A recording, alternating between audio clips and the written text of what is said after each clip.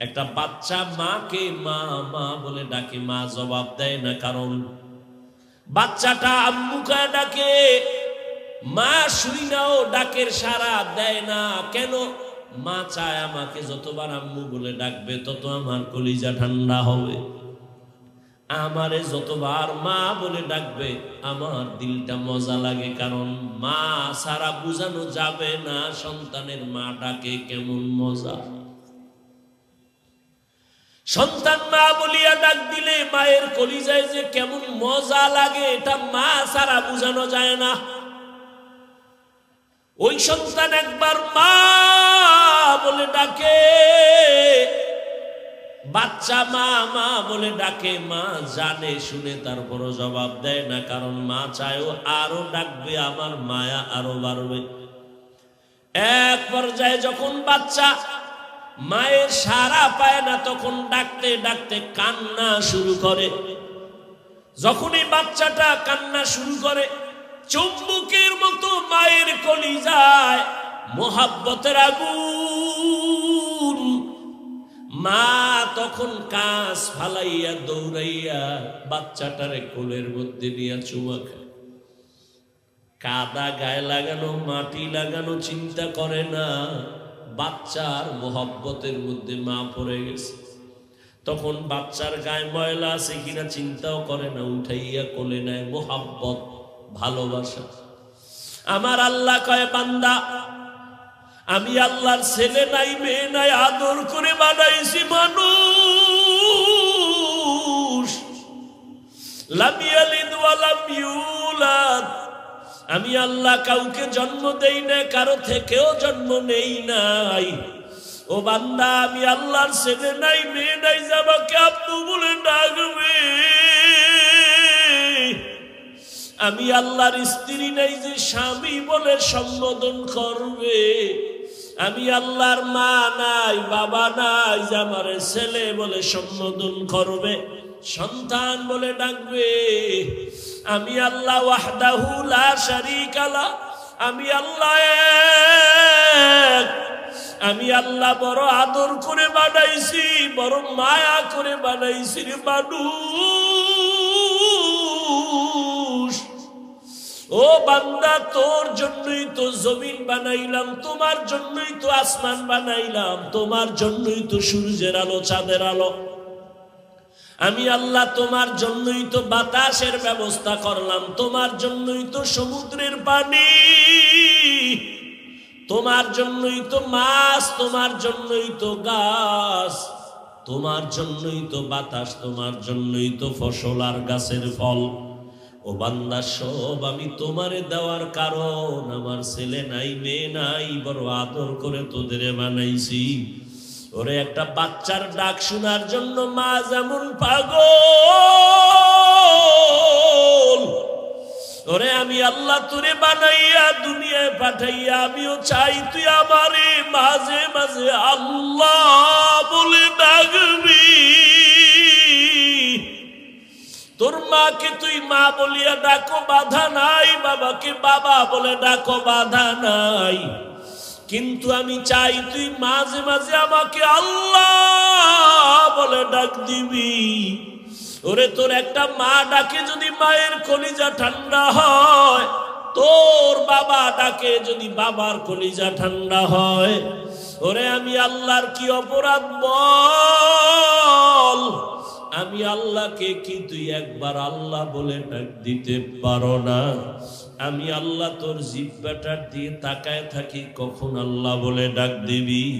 ওরে ওই মা বাবার যত মায়া, এর থেকে আমি মাওলার মায়া তো 99 গুণ বেশি। ও বান্দা তুই গুনাহ করছো, হাতের গুনাহ, চোখের গুনাহ, পায়ের গুনাহ, জবানের গুনাহ, অন্তরের গুনাহ। আমি মাওলার কাছে যদি বিনয় হইয়া চোখের পানি ছেড়ে দাও, দুনিয়াতে 1 গুণ মায়া মা বাবার অন্তরে, কিন্তু 99 গুণ মায়া আমার কুদরতে। ওই মা বাবার কাছে হাজারো অন্যায় করি একটা সন্তান যদি মায়া কইরা আম্মু বলে ডাক দেয়, আর চোখের পানি ছেড়ে বলে, আম্মু আমাকে মাফ করে দাও, আমি আর তোমার সাথে বেয়াদবি করব না। একটা সন্তান যখন অন্যায়ের কথা স্বীকার করে তার আব্বুর কাছে দাঁড়ায় বলে, আব্বু আমাকে মাফ করে দাও, আর অন্যায় করব না। চোখের পানি দেখা মাত্র কোনো মা আর বাবা এমন নাই যে আর ক্ষমা করবে না, বরং সন্তানের চোখের পানি দেখিয়া টান দিয়া বলবে, বাবা আর কাঁদিস না, তোরে আর কোনোদিন আমি বরদোয়া দিব না, খারাপ বলবো না। মাও ডেকে নিবে, বাবা আর কাঁদবি না, সন্তান তোর কান্না আমি মা সহ্য করতে পারি না। ওই মা বাবার থেকে 99 গুণ মায়া যেই মালিকের। ও টেকনাফের মুসলমান, জীবনে গুনাহ করে করে তোমার হাত না পাক, চোখ না পাক, জিহ্বা না পাক, অন্তর না পাক। ওরে বান্দা, গুনার কথা স্মরণ করিয়া যদি মাঝে মাঝে আমার আল্লাহকে গোপনে ডাক দিতা, ওরে বান্দা গোপন টাইম হলো গভীর রজনী, ভোর রাত।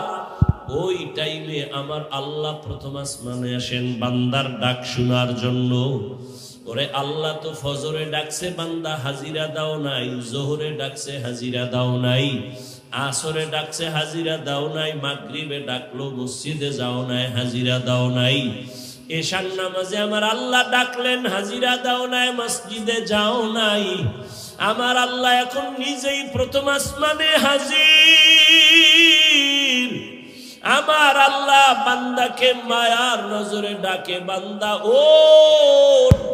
আসমান এখন ঠান্ডা, জমিনও ঘুমায়, নদীর মাছ নীরবে ঘুমায়, গাছের ডালের পাখিরাও ঘুমায়, জঙ্গলের প্রাণীরা ঘুমায়। গভীর সময় তুমি নিরিবিলি আমাকে উঠা ডাক দাও। যদি বান্দা 2 ফোঁটা চোখের পানি ছেড়ে ভোর রাতে আমার মালিকের ডাক দাও, হে আল্লাহ আমার মতো গুনাহগার আর কেউ নাই।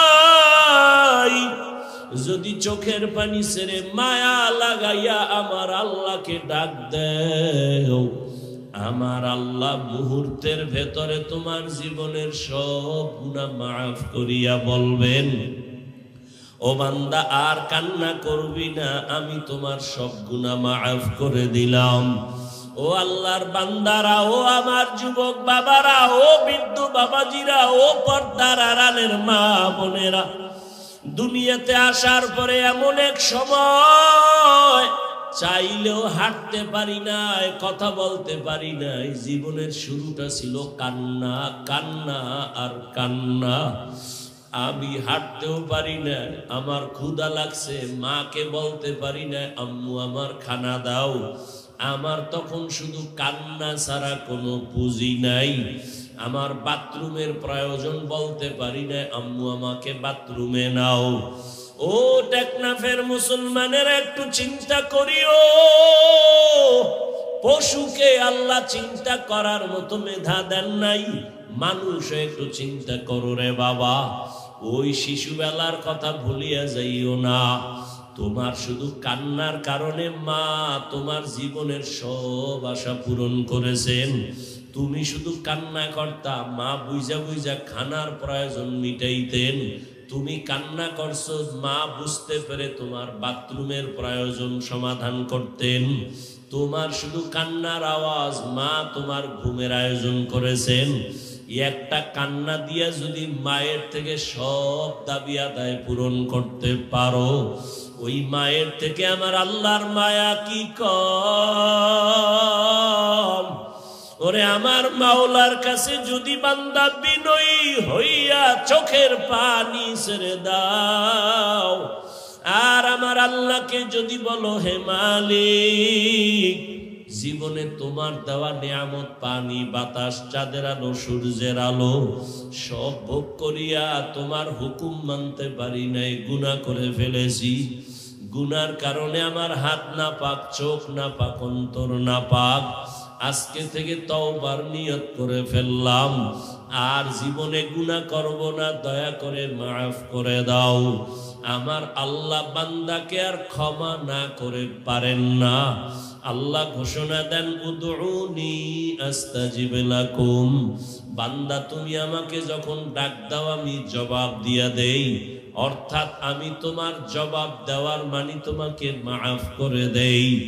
আমি আর তোমার জীবনে কোনো গুনাহ আমল নামায় বাকি রাখি না। ও আমার যুবক বাবারা, কয়দিন বাহাদুরি করবা যৌবনের?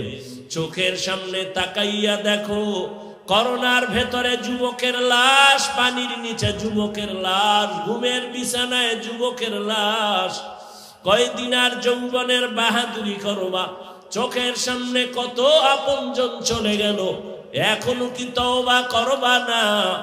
মনের আশা পূরণ করিয়া তো গুনাহ কম করো নাই, দাড়ি কম কাটো নাই, বেপরদায় কম চলো নাই, মা বাবার সাথে বেয়াদবি কম করো নাই, এখনো কি তওবা করবা না? আল্লাহর কাছে তওবা করো। তোমার মতো কত যুবক এখনো আছে জেনারেল লাইনে থাকে, চাকরি করে, ব্যবসা করে, লেখাপড়া করে, নামাজ ছাড়ে না। বলো তুমি কেন পারবা না? RAB, army, police, BDR, doctor, professor, engineer, নামাজি, দাড়িওয়ালা অভাব নাই। বলো তুমি কেন পারবা না? নদীর মধ্যে মাছ ধরে, জমিনে কৃষি কাজ করে, নামাজ ছাড়ে না, রাস্তায় গাড়ি চালায়, নামাজ পড়ে যুবক, তুমি কেন পারবা না? এখনো সময় আছে, তওবা করো। জীবনে মরিয়া গেল আর নামাজ ছাড়বা না, দাড়ি কাটবা না, বেপরদায় চলবা না, মা বাবার দোয়া নিয়ে চলবা, উলামায়ে কেরামের পরামর্শ নিয়ে চলবা। কারণ মা বাবার দোয়া ছাড়া সন্তানের সফলতা জীবনে আসবে না।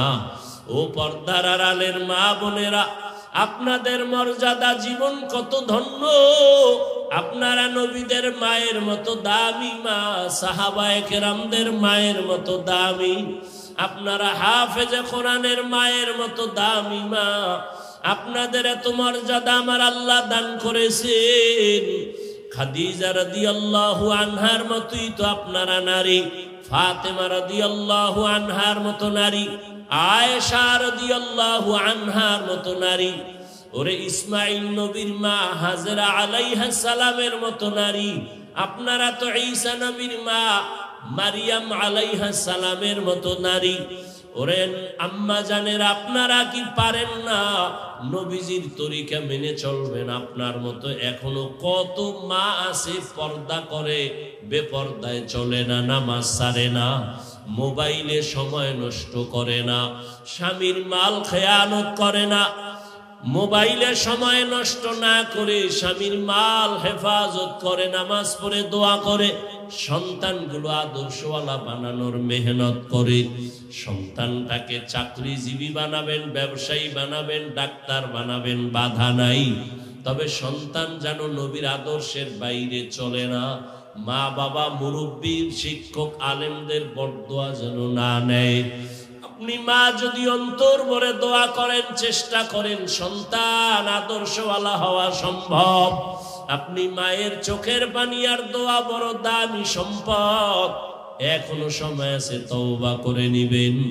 জীবনে আর বেপরদায় চলবেন না, আর মোবাইলে সময় নষ্ট করবেন না।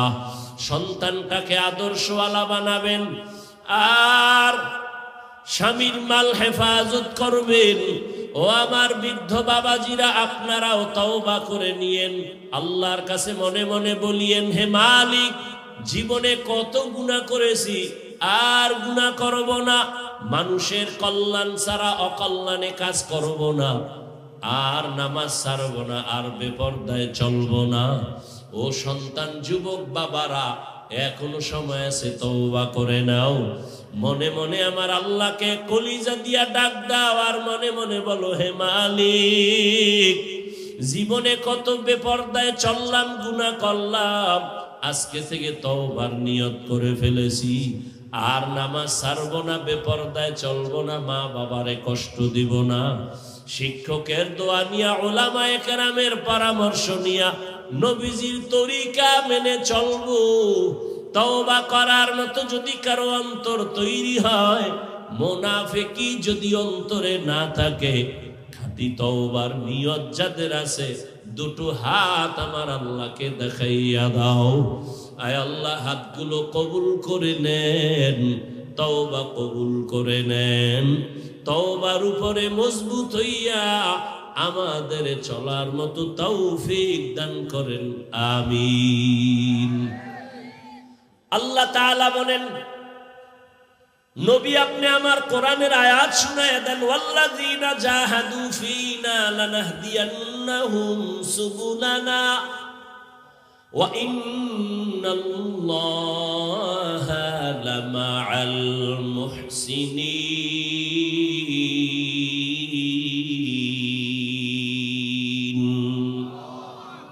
যারা চেষ্টা করবে আমি আল্লাহ পাওয়ার জন্য, চূড়ান্ত ভাবে আমি আল্লাহ ওয়াদা করলাম তাদের সামনে অনেকগুলো রাস্তা খুলে দিব, অনেক।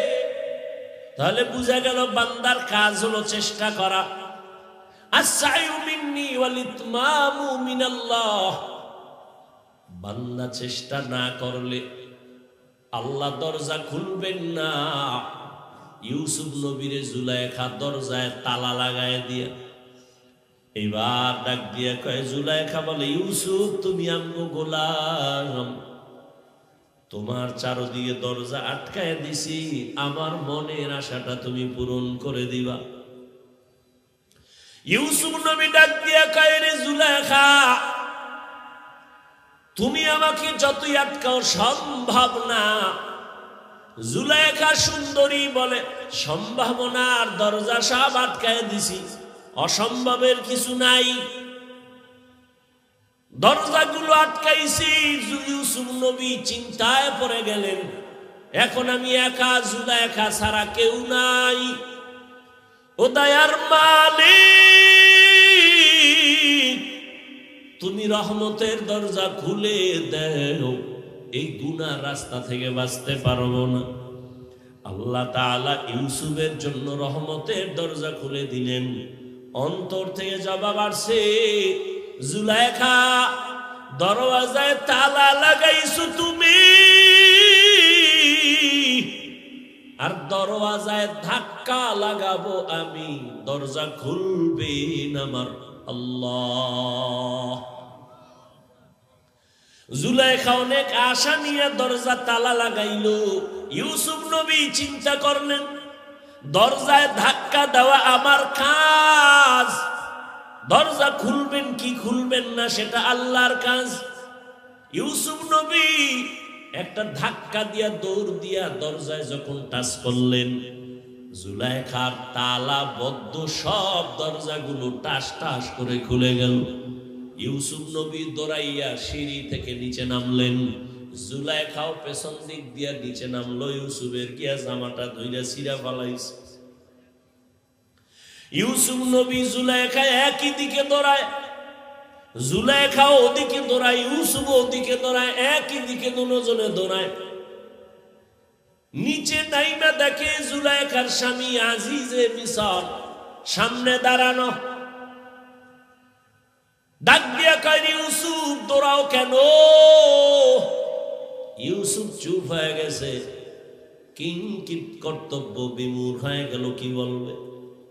আবার মনে মনে চিন্তা, যে জিগাইতেছে কি হয়েছে, তার স্ত্রীর অপকর্ম বা উল্টা পাল্টা আমি কিছুই বলবো না, যেহেতু তার ঘরে থাকি, তারটা খাই, অন্তত অন্যায় তো চূড়ান্ত করে নাই, অতএব চুপ থাকি, দোষ না বলি। মহিলাদের অভ্যাস বড় খারাপ, না লাগলেও কথা বাড়ায় কইয়েই ফেলায়, মনে করে কথা বললেই বুঝি আমার সফলতা। জুলাইখা কন্ট্রোল করতে না পাইরা ইউসুফ নবীর উপরে দোষ চাপায় দিল। অথচ কোনো দোষ তো নাই, টুকটাক যদি থাকে সে দোষ তো জুলাইখা, কিন্তু নিজের দোষ স্বীকার না করে ইউসুফের দোষী বানাবার জন্য জুলাইখা ডাক দিয়ে কয়, তোমার ঘরের ইউসুফ গোলাম তোমার স্ত্রীর সাথে খারাপ আচরণের জন্য রেডি হয়ে গেছে। ইউসুফ নবী চিন্তা করলেন, এখন আমার চুপ থাকাটা এটা ঠিক হবে না, কথা বলতেই হবে। ইউসুফ নবী বললেন, আমি পবিত্র,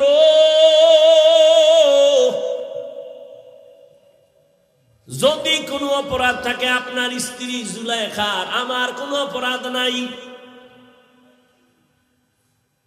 সাথে সাথে জুলাইখার স্বামী আজিজ মিসর বলে, ইউসুফ তুমি যে বলো তুমি পবিত্র, জুলাইখা দোষী, তার সাক্ষী দাও।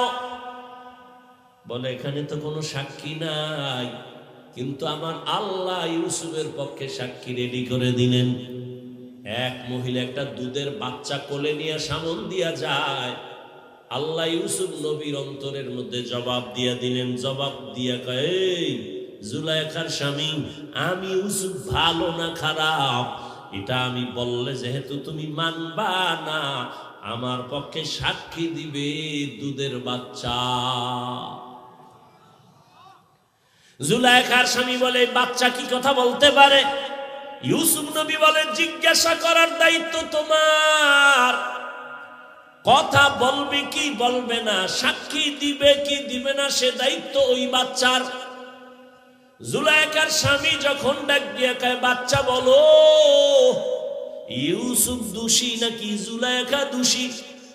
বাচ্চা যদি ডাইরেক্ট বলে ইউসুফ ভালো তো হয়ে যায়, কারণ বাচ্চা কথা বলতে পারে না, এটাও যদি বইলা দেয় তো সবাই বিশ্বাস করবে।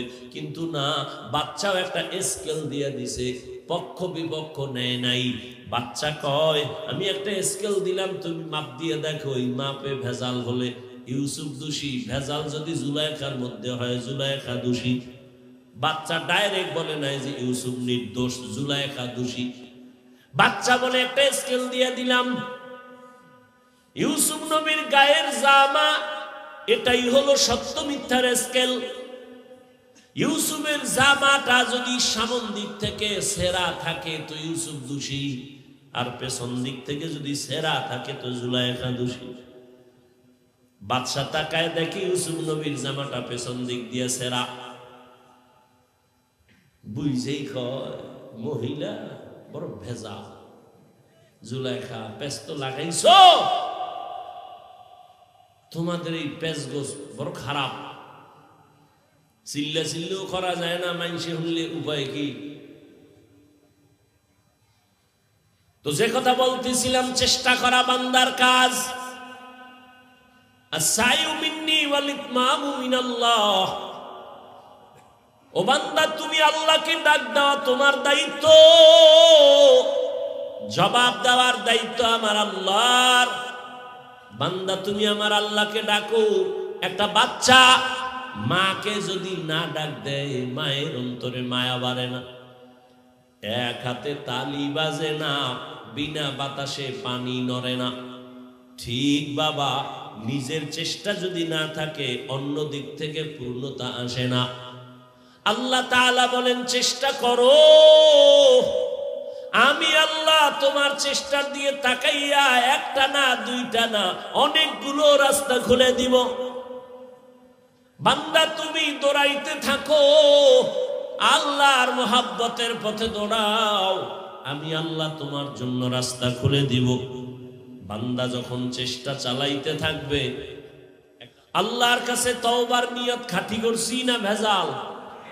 ও যুবক বাবারা, নামাজ লাগবে নি সপ্তাহে একদিন, তাহলে প্রতিদিন কয় বেলা? মাঝে মাঝে ছেড়ে দেওয়া যাবে? সবই তো তোমরা বললা যুবক বাবা, তো নামাজ পড়ো না কেন? মা বাবার খেদমত করে দোয়া নেও না কেন? কয়দিন? ইদানিং কালে সুস্থ এবং যুবকেরা মরে বেশি, অসুস্থ মানুষ কম মরে। অতএব আল্লাহর কাছে তওবা আর নামাজ ছাড়া যাবে, আল্লাহ কবুল করেন। আল্লাহর কাছে খাঁটি তওবা। মা বাবার সাথে বেয়াদবি করা যাবে? ওলামায়ে কেরামের সাথে বেয়াদবি করা যাবে? আল্লাহ সবাইকে কবুল করেন, আল্লাহ মাহফিল কবুল করেন, এলাকাবাসীকে আল্লাহ কবুল করেন। আল্লাহ পাক আমাদের তওবার উপরে মজবুত হইয়া চলার তৌফিক দান করেন। আলহামদুলিল্লাহি রাব্বিল আলামিন, ওয়াসসালাতু ওয়াসসালামু আলা সাইয়্যিদিল আমবিয়াই ওয়াল মুরসালিন ওয়া আলা আলিহি ওয়া আসহাবিহি আজমাইন। ইয়া আরহামার রাহিমিন, ইয়া আরহামার রাহিমিন। আরহামার রাহিমিন। রব্বিরহামহুমা কামা রব্বায়ানি সগীরা। আল্লাহুম্মা ইন্নাকা আফুউন কারীম।